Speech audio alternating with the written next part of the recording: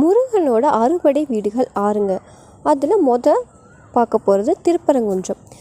சூரபத்மனை போரில் வென்ற பிறகு இந்திரன் மகளான தெய்வானையை மணந்த திருத்தலம் தாங்க திருப்பரங்குன்றம். இரண்டாவது திருச்செந்தூர்.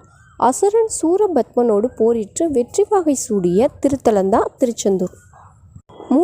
மூன்றாவது பழனிமலை. மாங்கனியை தமையன் விநாயகரோடு போட்டியிட்டு தண்டாயுதபாணியாக நின்ற திருத்தலம் தாங்க பழனிமலை. நான்காவது சுவாமிமலை. தந்தை சிவனுக்கே பிரணவ மந்திரத்தை ஓதி தகப்பன் சுவாமியாக காட்சி தந்த திருத்தலம் தாங்க. ஐந்தாவது திருத்தணி. சூரனை வதம் செஞ்ச பிறகு சினம் தணிந்து குறவர் மகள் வள்ளியை மணமுடித்த திருத்தலம் தாங்க. ஆறாவது பழமுதிர்ச்சோலை.